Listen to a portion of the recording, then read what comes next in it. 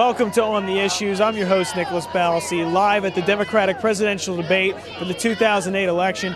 Behind me, you can see there are supporters from all the campaigns supporting all the different candidates, and they're cheering right now for Chris Matthews on hardball. Hardball is live right here in Philadelphia at Drexel University. We're going to be talking to hopefully potential candidates, but we've been talking to political officials in Philadelphia, the state of Pennsylvania, talking about all the issues that are going to be discussed tonight in the debate.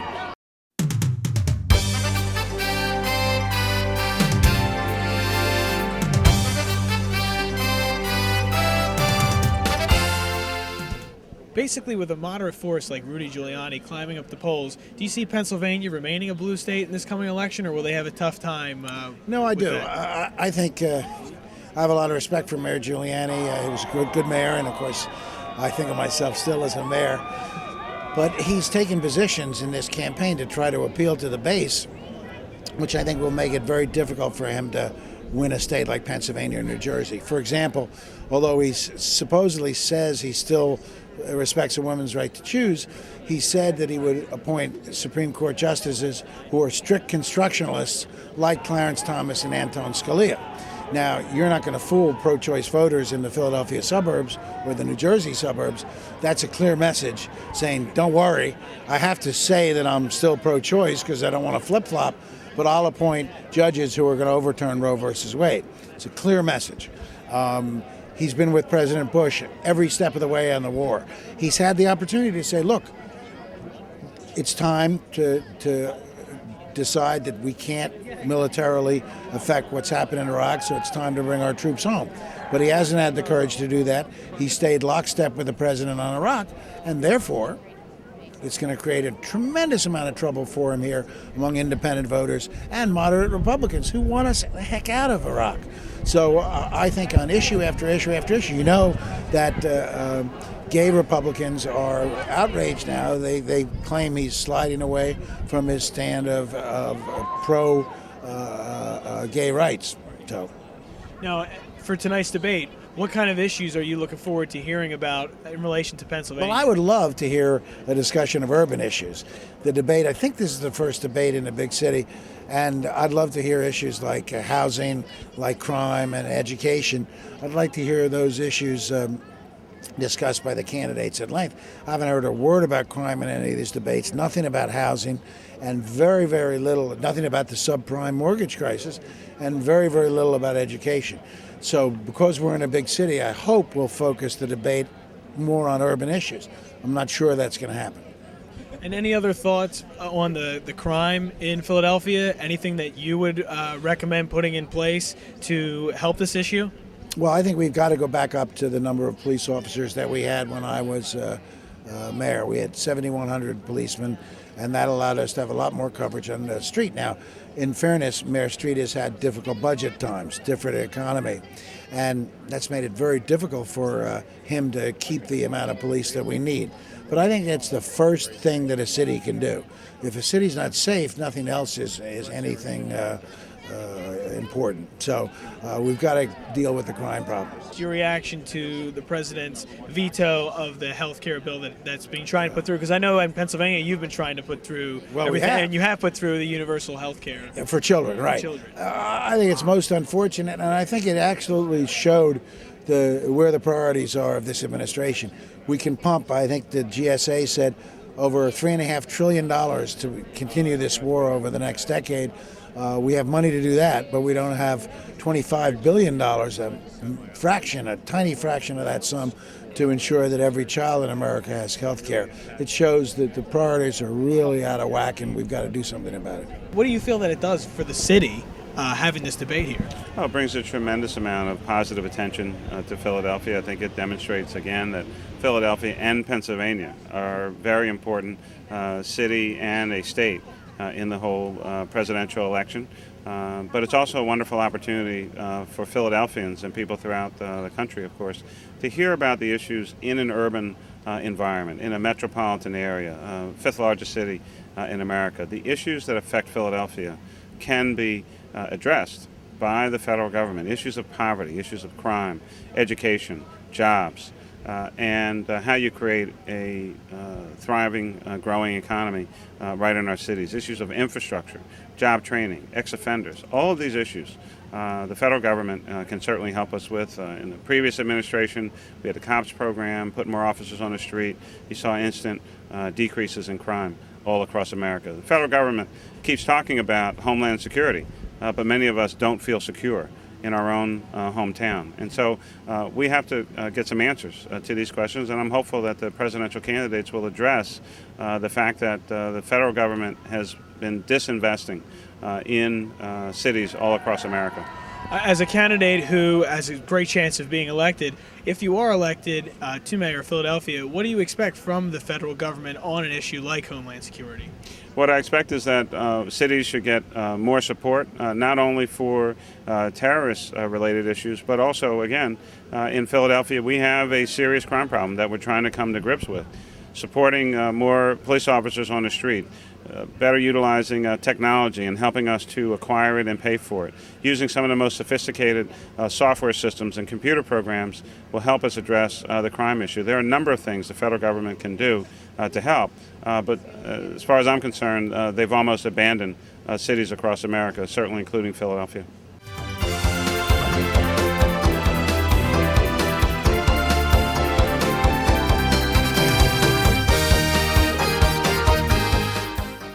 So what's your prediction tonight for the debate? That if the Democrats don't start debating this war, they're crazy. It's the hottest issue in the country right now, and this patty cake that's been going on for the last several months is a waste. The voters of the Democratic Party have made it clear in the last election they want this war over with, and I don't hear the candidates really discussing this. Hillary Clinton's position is hard to tell right now. She's been very safely in the middle, somewhere between the Hawks and the Doves. Obama has been unable to raise the issue effectively against her so far. If he does it tonight, it'll be interesting, but he hasn't done it yet. Are you surprised that some of the other candidates, like Dodd and other candidates like that, haven't They've been screwed, basically. They're screwed because those candidates are stuck behind Obama and Edwards, who are not able to take on Hillary. They have been dogs in the manger. They're sitting there. They're keeping the other candidates from getting near Hillary because they keep promising they're going to take her on, but they don't. And so these guys like Dodd, who's a very effective senator, and Biden, who could be a really serious candidate, and Richardson certainly, these guys are unable to get to Hillary because of this buffer here of Barack and Edwards. But you know, there's a term, dog in the manger. You're taking up space. They haven't been able to take her on. For some reason, Obama thinks he's fighting Alan Keyes here. You know who Alan Keyes was? Yeah, the guy he knocked off, the carpetbagger in Illinois. He doesn't understand he's taking on the Clintons. When you say to the American people, I'm going to take on the Clintons, that's an awesome, daunting challenge to yourself. And if you're not going to really do it, maybe you shouldn't be in the business. He's taking on the Clintons. Does he know it? If he wants to lose, he's got it figured out. He's now running 17 points. That's what Jackson had in that campaign in 84 and 88. 17 points. Come on, that's nothing. He should be in this race. As supporters line up before the debate tonight, the question still remains, will Senator Obama be able to distinguish himself from Senator Hillary Clinton?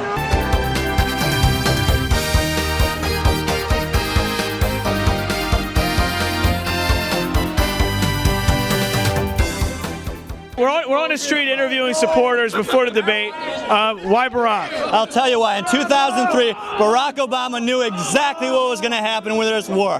Whereas Hillary was voting to support Bush's evil empire, Obama foresaw the Civil War and said, let's not get into this stupidity. And he's the only one who can bring our nation back up to the status that it deserves around the world. She's a really good public speaker, and I mean, Obama might have captured the younger generation, but everyone else loves Hillary, so she's going to win by a landslide. Does it bother any of her supporters, do you think, that she voted initially to authorize the war in Iraq? You know what, at first, I think they thought that she may have thought it was right, but, with all the killing of the troops over in Iraq or whatever, I think that's a good change for her to make, you know what I mean? And I'm behind her all the way. Bring the troops home. We want to know why you're representing Ron Paul here today. Because he supports the U.S. Constitution, which has been just not followed at all. No one supports this Constitution anymore. Freedoms have been... Meant to be rewritten. That's why we're human beings. That's Our freedom is being abused because of the people in office who have support non-constitutional ideas. Ron Paul is for the Constitution. He is for people's freedom, for the U.S. economy, for saving the dollar, which has declined so much over the years.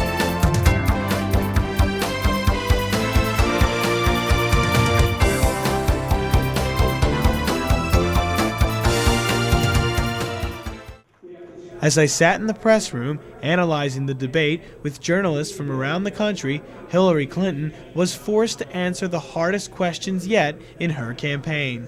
But there was a letter written by President Clinton specifically asking that any communication between you and the president not be made available to the public until 2012. Would you lift that ban?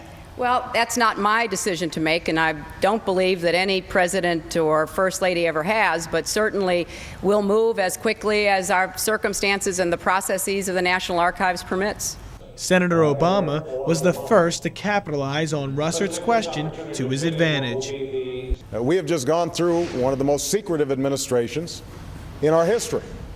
And not releasing, I think, these records. At the same time, Hillary, as you're making the claim that this is the basis for your experience, I think is a problem. Part of what we have to do is invite the American people back to participate in their government again. Part of what we need to do is rebuild trust in our government again. Part of the reason that Republicans, I think, are obsessed with you, Hillary, is because that's a fight they're very comfortable having. It is the fight that we've been through since the 90s. And part of the job of the next president is to break the gridlock and to get Democrats and independents and Republicans to start working together to solve these big problems like health care or climate change or energy. And what we don't need is another 8 years of bickering.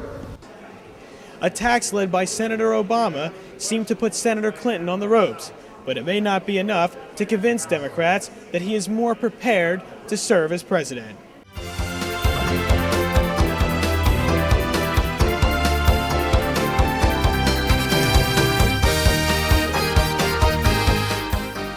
My main question for you would be, you talked about impeachment. I will say it one more time. It's time for the Democratic Party to take a position on impeachment. Why did you call for that? What do you feel is the premise for that? An illegal war against Iraq, a war that was based on lies. The Vice President played a major role in taking us to war. We had no right to attack Iran. Iran did not attack us. Iraq did not attack us. Iraq did not have weapons of mass destruction. Iraq didn't have the intention of attacking us or the capability. It had nothing to do with 9/11 or Al-Qaeda's role in 9/11. We really have to stand for the truth. He lied. The president lied. They should both be subject to removal from office. That war has resulted in the deaths of almost 3,000 American troops, of over 1 million innocent Iraqis. If that isn't a cause for impeachment, I don't know why impeachment's in the Constitution, except to restrain the abuse of executive power, and that's why the founders put it in there. And wait, one other thing. And also, they're talking about attacking Iran. And the fact of the matter is that planning an attack on another nation is a violation of international law.